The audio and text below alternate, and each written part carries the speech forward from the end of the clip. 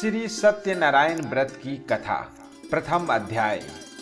एक समय नैमिषारण्य 88,000 ऋषियों ने श्री सूत जी से पूछा, हे प्रभु, इस कलयुग में वेद विद्या रहित मनुष्यों को प्रभु भक्ति किस प्रकार मिलेगी तथा उनका उद्धार कैसे होगा।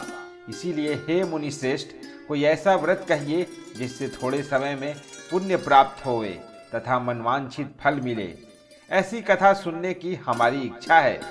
सर्वशास्त्र ज्ञाता सूत जी बोले, हे वैष्णवों में पूज्य, आप सब ने सर्व प्राणियों के हित की बात पूछी है। अब मैं उस श्रेष्ठ व्रत को आप लोगों से कहूँगा जिस व्रत को नारद जी ने लक्ष्मी नारायण से पूछा था। एक समय योगी राज नारद जी दूसरों के हित की इच्छा से अनेक लोकों में घूमते हुए मृत्यु लोक में आ पहुँचे। वहाँ बहुत योनियों में जन्म हुए। प्रायः सभी मनुष्यों को अपनी कर्मों के द्वारा अनेक दुखों से पीड़ित देखकर सोचा कि किस यत्न के करने से निश्चय ही इनके दुखों का नाश हो सकेगा। नारद ऐसा मन में सोचकर विष्णु लोक को गए। वहां श्वेत वर्ण और 4 भुजाओं वाले देवों के इस नारायण को, जिनके हाथों में शंख चक्र गदा और पद्म थे तथा वरमाला पहने हुए थे, देखकर स्तुति करने लगे। हे भगवान, आप अत्यंत शक्ति से संपन्न हैं। मन तथा वाणी भी आपको नहीं पा सकती। आपका आदि मध्य और अंत नहीं है। निर्गुण स्वरूप सृष्टि के कारण भूत व भक्तों के दुखों को नष्ट करने वाले हो। आपको मेरा नमस्कार है। नारद जी से इस प्रकार की स्तुति सुनकर विष्णु भगवान बोले कि हे मुनि श्रेष्ठ, आपके मन में क्या है? आपका यहाँ किस काम के लिए आगमन हुआ है? निसंकोच कहो। तब नारद मुनि बोले, मृत्यु लोक में सब मनुष्य जो अनेक योनियों में पैदा हुए हैं, अपने कर्मों के द्वारा अनेक प्रकार के दुखों से दुखित हो रहे हैं। हे नाथ, मुझ पर दया रखते हो तो बतलाइए कि उन मनुष्यों के सब दुख थोड़े से प्रयत्न से ही कैसे दूर हो सकते हैं। श्री भगवान जी बोले, हे नारद, मनुष्यों की भलाई के लिए तुमने बहुत अच्छी बात पूछी है। जिस व्रत के करने से मनुष्य मोह से छूट जाता है, मैं वह कहता हूँ। सुनो, बहुत पुण्य देने वाला स्वर्ग तथा मनुष्य लोक दोनों में दुर्लभ एक उत्तम व्रत है। आज मैं प्रेमवश होकर तुमसे कहता हूँ, सत्यनारायण की यह व्रत अच्छी तरह विधान पूर्वक करके मनुष्य तुरंत ही यहाँ सुख भोग कर मरने पर मोक्ष को प्राप्त होता है। श्री भगवान के वचन सुनकर नारद मुनि बोले, उस व्रत का क्या फल है, क्या विधान है, किसने यह व्रत किया है और किस दिन यह व्रत करना चाहिए, विस्तार से बताइए।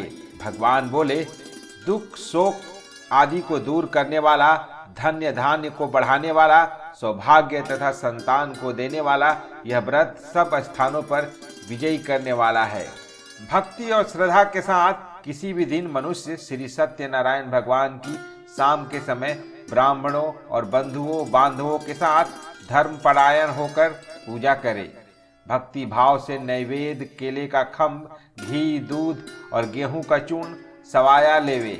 गेहूं के अभाव में साठी का चूर्ण, शक्कर तथा गुड़ ले और सब भक्षण योग्य पदार्थ जमा करके भगवान को अर्पण कर देवे तथा बंधुओं सहित ब्राह्मणों को भोजन करावे। तत्पश्चात स्वयं भोजन करे। नृत्य गीत आदि का आचरण कर सत्यनारायण भगवान को स्मरण करते हुए समय व्यतीत करे। इस तरह व्रत करने पर मनुष्य की इच्छा निश्चय ही पूरी होती है। विशेषकर कलिकाल में भूमि पर यही मोक्ष का सरल उपाय है। द्वितीय अध्याय। सूत जी बोले, हे ऋषियों, जिन्होंने पहले समय में इस व्रत को किया है उनका वृतांत कहता हूँ, ध्यान से सुनो। सुंदर काशीपुर नगरी में अति निर्धन ब्राह्मण रहता था। वह भूख और प्यास से बेचैन हुआ नित्य ही पृथ्वी पर घूमता था। ब्राह्मणों से प्रेम करने वाले भगवान ने ब्राह्मण को दुखी देखकर बूढ़े ब्राह्मण का रूप धरकर उसके पास जा आदर के साथ पूछा, हे विप्र, नित्य दुखी हुआ पृथ्वी पर क्यों घूमता है? हे श्रेष्ठ ब्राह्मण, यह सब मुझसे कहो, मैं सुनना चाहता हूँ। ब्राह्मण बोला, मैं बहुत निर्धन ब्राह्मण हूँ, भिक्षा के लिए पृथ्वी पर फिरता हूँ। हे भगवान, यदि आप इसका उपाय जानते हो तो कृपा कर कहो। वृद्ध ब्राह्मण बोला कि सत्यनारायण भगवान मनोवांछित फल को देने वाले हैं, इसीलिए हे ब्राह्मण, तू उनका पूजन कर, जिसके करने से मनुष्य सब दुखों से मुक्त होता है। ब्राह्मण को व्रत का सारा विधान बतलाकर बूढ़े ब्राह्मण का रूप धारण करने वाले सत्यनारायण भगवान अंतर्धान हो गए। जिस व्रत को वृद्ध ब्राह्मण ने बतलाया है, मैं उसको अवश्य करूंगा। यह निश्चय करने पर उस ब्राह्मण को भी नींद नहीं आई। वह सवेरे ही उठ सत्यनारायण के व्रत का निश्चय कर भिक्षा के लिए चला। उस दिन उसको भिक्षा में बहुत सा धन मिला, जिससे बंधु बांधवों के साथ उसने सत्यनारायण का व्रत किया। उसके करने से वह ब्राह्मण सब दुखों से छूटकर अनेक प्रकार की संपत्तियों से युक्त हुआ। उस समय से वह ब्राह्मण हर मास व्रत करने लगा। इस तरह सत्यनारायण भगवान के व्रत को जो करेगा, सब पापों से छुटकारा, मोक्ष को प्राप्त होगा। आगे जो पृथ्वी पर सत्यनारायण का व्रत करेगा, वह मनुष्य सब दुखों से छूट जाएगा। इस तरह नारद जी ने सत्यनारायण का कहा हुआ यह व्रत तुमसे कहा। हे विप्र, अब मैं और क्या कहूँ? ऋषि बोले, हे मुनीश्वर, संसार में इस ब्राह्मण से सुनकर किस किस ने इस व्रत को किया, हम सब यह सुनना चाहते हैं। इसके लिए हमारे मन में श्रद्धा है।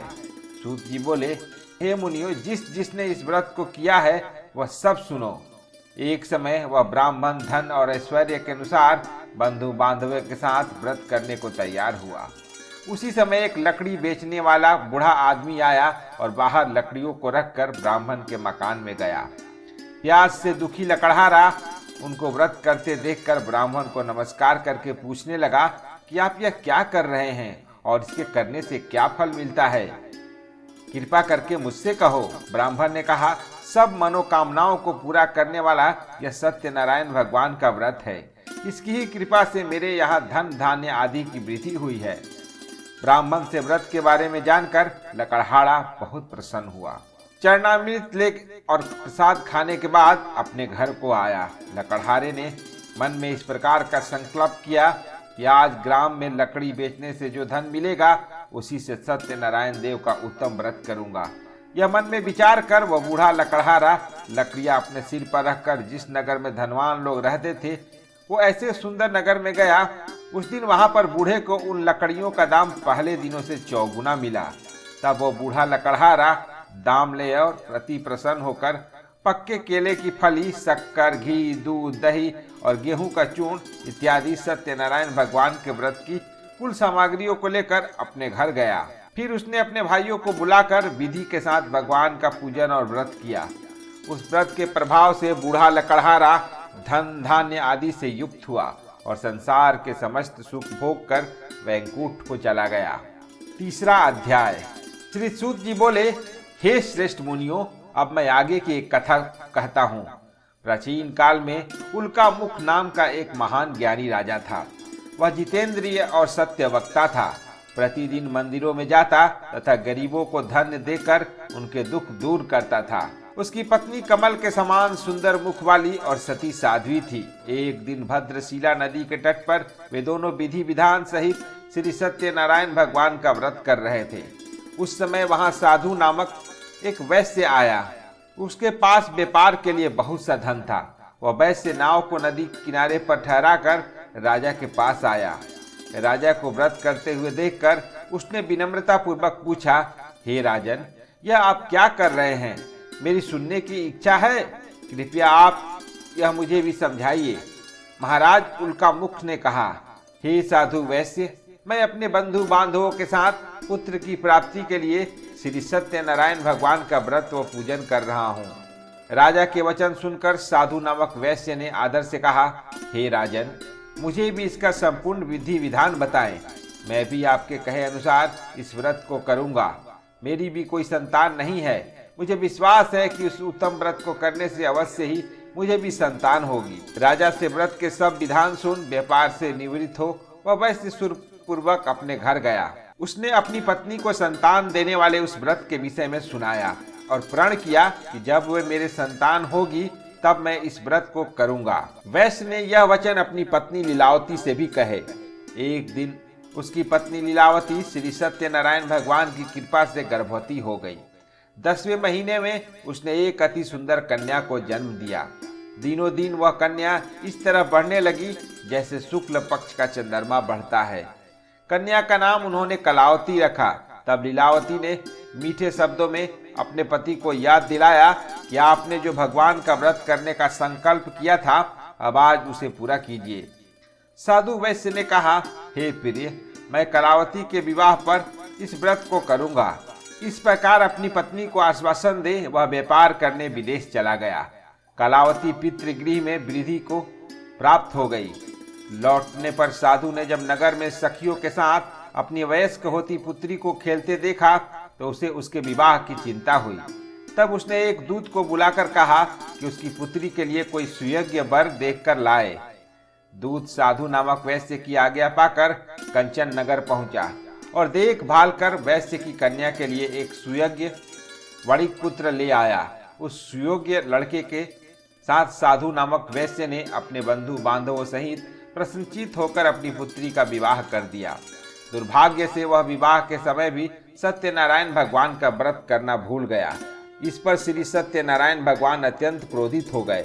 उन्होंने वैश्य को श्राप दिया कि तुम्हें दारुण दुख प्राप्त होगा, और फिर अपने कार्य में कुशल वह वैश्य अपने दामाद सहित नावों का बेड़ा लेकर व्यापार करने के लिए सागर के समीप स्थित रत्नसारपुर नगर में गया। रत्नसारपुर पर चंद्रकेतु नामक राजा राज करता था।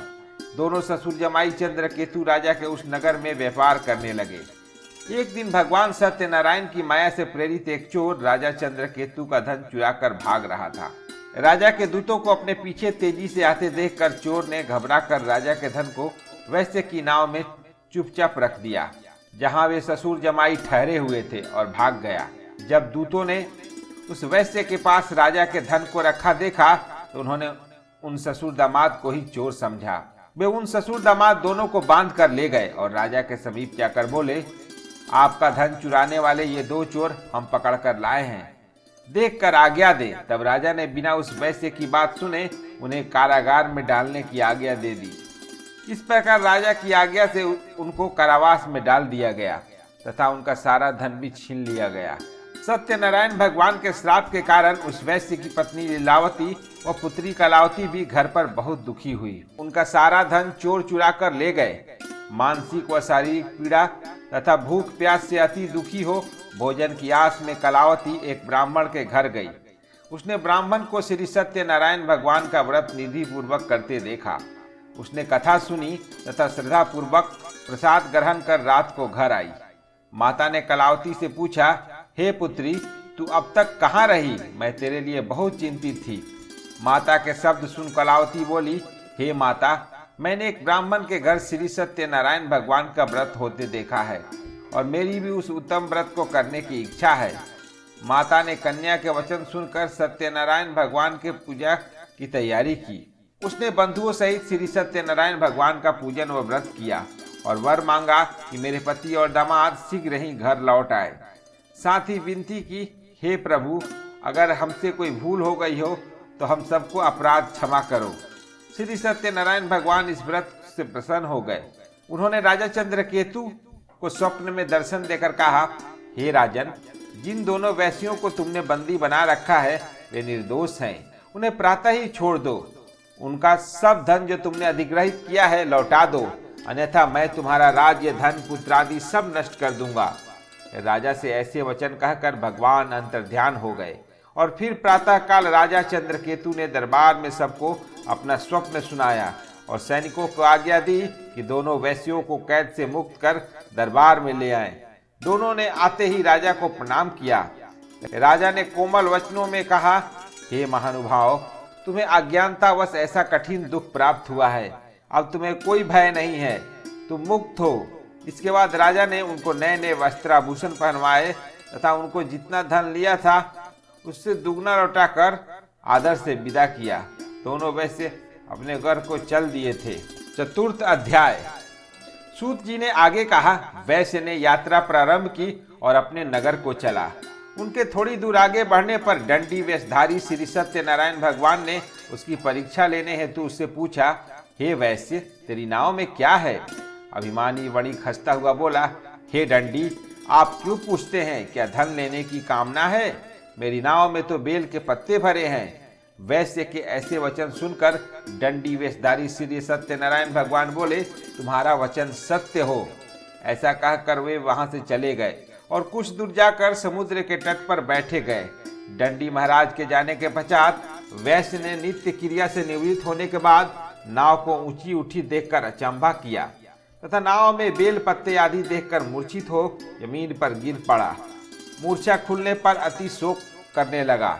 तब उसके दामाद ने कहा, आप शोक न करें, यह दंडी महाराज का श्राप है, अतः हमें उनकी शरण में ही चलना चाहिए, वही हमारे दुखों का अंत करेंगे। दामाद के वचन सुनकर वह वैश्य दंडी भगवान के पास पहुंचा और अत्यंत भक्तिभाव से पश्चाताप करते हुए बोला, मैंने जो आपसे असत्य वचन कहे थे उसके लिए मुझे क्षमा करें। ऐसा कहकर वो शोकातुर होकर रोने लगा। तब दंडी भगवान बोले, हे वणिक पुत्र, मेरी आज्ञा से ही बार बार तुझे दुख कष्ट प्राप्त हुआ है, तू मेरी पूजा से विमुख हुआ है। तब उस वैश्य ने कहा, हे भगवान, आपकी माया को ब्रह्मा आदि देवता भी नहीं जान पाते, तब मैं मूर्ख भला कैसे जान सकता हूँ। आप प्रसन्न होइए, मैं अपनी क्षमता अनुसार आपकी पूजा करूँगा। मेरी रक्षा कीजिए और मेरी नौका को भी पहले के समान धन से परिपूर्ण कर दीजिए। उसके भक्ति से परिपूर्ण वचन सुनकर श्री सत्यनारायण भगवान प्रसन्न हो गए और उसकी इच्छा अनुसार वर देकर अंतर ध्यान हो गए। तब ससुर व दामाद दोनों ने नाव पर आकर देखा कि नाव धन से परिपूर्ण है। फिर वह विधि विधान से भगवान सत्यनारायण का पूजा कर साथियों सहित अपने नगर को चला। जब वह अपने नगर के निकट पहुंचा तब उसने एक दूत को अपने घर भेजा। दूत ने साधु नामक वैश्य के घर जाकर उसकी पत्नी को नमस्कार किया और कहा, आपके पति अपने जमाता सहित इस नगर में समीप आ गए हैं। लीलावती और उसकी कन्या कलावती उस समय भगवान का पूजन कर रही थी। दूत का वचन सुनकर साधु की पत्नी ने बड़े हर्ष के साथ सत्यनारायण भगवान का पूजन पूर्ण किया और अपनी पुत्री से कहा, मैं अपने पति के दर्शन को जाती हूँ, तू पूजन पूर्ण कर शीघ्र आ जाना। परंतु कलावती पूजन एवं प्रसाद छोड़कर अपने पति के दर्शन के लिए चली गई। पूजन एवं प्रसाद की अवज्ञा के कारण भगवान सत्यनारायण रुष्ट हो उसके पति को नाव सहित पानी में डुबो दिया। कलावती अपने पति को न पाकर रोती हुई जमीन पर गिर पड़ी। नौका को डूबा हुआ तथा कन्या को रोती हुई देख साधु नामक वैश्य द्रवित हो बोला, हे प्रभु, मुझसे या मेरे परिवार से अज्ञानतावश जो अपराध हुआ है उसे क्षमा करें। उसके ऐसे वचन सुनकर सत्यदेव भगवान प्रसन्न हो गए। आकाशवाणी हुई, हे वैश्य, तेरी पुत्री मेरा प्रसाद छोड़कर आई है, इसीलिए इसका पति अदृश्य हुआ है। यदि वह घर जाकर प्रसाद ग्रहण कर लौटे तो इसे इसका पति अवश्य मिलेगा। आकाशवाणी सुनकर कलावती ने घर पहुंचकर प्रसाद ग्रहण किया और फिर आकर अपने पति को पूर्ण रूप में पाकर वह अति प्रसन्न हुई तथा उसने अपने पति के दर्शन किए। तत्पश्चात साधु वैश्य ने वही बंधु बांधवों सहित सत्यदेव की विधि पूर्वक पूजन किया। वह इस लोक के सभी प्रकार के सुख भोग कर अंत में मोक्ष को प्राप्त हुआ। पंचम अध्याय। हे सूत जी बोले, हे ऋषिगण, मैं एक और कथा कहता हूँ, आप सभी ध्यान से सुनो। सदा प्रजा के लिए चिंतित तुंगध्वज नाम का एक राजा था। उसने भगवान सत्यनारायण का प्रसाद त्याग कर बहुत कष्ट पाया। एक समय राजा वन में वन्य मनुष्यों को मारकर बड़ के वृक्ष के नीचे आया। वहां उसने बालों को भक्ति भाव से बंधु बांधवों सहित श्री सत्यनारायण जी का पूजन करते देखा, परंतु राजा देखकर भी अभिमान के कारण न तो वहां गया और न ही सत्यदेव भगवान को नमस्कार किया। जब ग्वालों ने भगवान का प्रसाद उसके सामने रखा तो वह प्रसाद छोड़कर अपने नगर को चला गया। नगर में पहुंचकर उसने देखा कि उसका सारा राज्य नष्ट हो गया है। वह समझ गया कि यह सब भगवान सत्यदेव ने रुष्ट होकर किया है। तब वह वन में वापस आया और ग्वालों के समीप जाकर विधि पूर्वक पूजन कर प्रसाद ग्रहण किया तो सत्यनारायण की कृपा से सब कुछ पहले जैसा ही हो गया और लंबे समय तक सुख भोग कर मरणोपरांत वह मोक्ष को प्राप्त हुआ। जो मनुष्य इस श्रेष्ठ दुर्लभ व्रत को करेगा, श्री सत्यनारायण भगवान की कृपा से उसे धन्य धान्य की कोई कमी नहीं होगी। निर्धन धनी और बंदी बंधनों से मुक्त होकर निर्भय हो जाता है। संतानहीन को संतान प्राप्त होती है तथा सब इच्छाएं पूर्ण कर अंत में वह वैकुंठ धाम को जाता है। अब उनके बारे में भी जानिए जिन्होंने पहले इस व्रत को किया। अब उनके दूसरे जन्म की कथा भी सुनिए। सतानंद नामक वृद्ध ब्राह्मण ने सुदामा के रूप में जन्म लेकर श्री कृष्ण की भक्ति एवं सेवा कर वैकुंठ प्राप्त किया। उल्का मुख नामक महाराज राजा दशरथ बने और श्री रंगनाथ का पूजन कर मोक्ष को प्राप्त हुए। साधु नामक के वैश्य ने धर्मात्मा और सत्य प्रतिज्ञ राजा मोरध्वज बनकर अपने पुत्रों को आरे से चीरकर वैकुंठ धाम प्राप्त किया। लकड़हारा अगले जन्म में गुह नामक निषाद राजा बना, जिसने राम के चरणों की सेवा कर अपने सभी जन्मों को संवार लिया।